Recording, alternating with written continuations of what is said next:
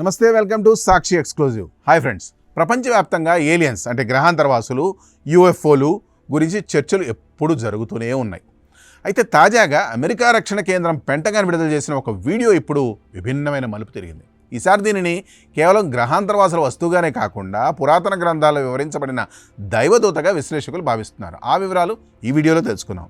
Video అయితే ఎక్కడ skip అవ్వకుండా చూడండి. 2013లో అమెరికా సెంట్రల్ కమాండ్ సిబ్బంది రికార్డ్ చేసిన ఈ వీడియోలో ఆకాశంలో ఒక వింతైన వస్తువు 8 వైపులా కిరణాలతో నక్షత్రం వలె మెరుస్తూ కనిపించింది. ఇది ఏ విధమైన విమానం లేదా మానవ నిర్మిత డ్రోన్ మాదిరిగా లేకపోవడం సైంటిస్టులను సైతం ఆశ్చర్యపరిచింది.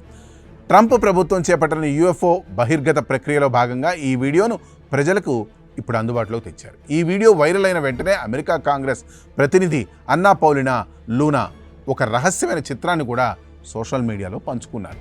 ఆమె ఆ వస్తువును ఓఫానిమ్తో పోల్చారు. యూదు బైబిల్ సంబంధిత ప్రాచీన గ్రంథాల ప్రకారం ఓఫానిమ్ అంటే దేవుని సింహాసనాన్ని రక్షించే దేవదూతలు అని అర్థం. గ్రంథాల్లో వీటిని చక్రాల లోపల చక్రాలు, వీల్స్ విదిన్ వీల్స్ ఉన్నట్లుగా, అలాగే వాటి నిండా కళ్ళు ఉన్నట్లుగా వివరించారు. 8 కోణాలతో మెరుస్తున్న ఈ యూఎఫ్ఓ రూపం ఆ దేవదూతల వర్ణనకు దగ్గరగా ఉందని సోషల్ మీడియాలో నెటిజన్లు వాదిస్తున్నారు.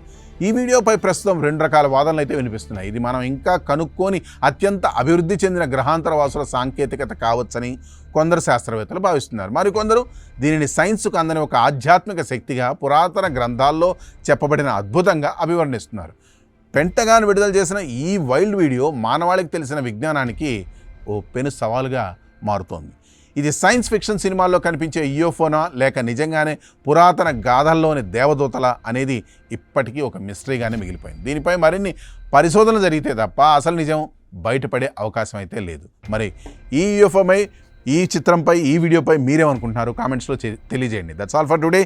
This is Harikrishna signing off Sakshi exclusive.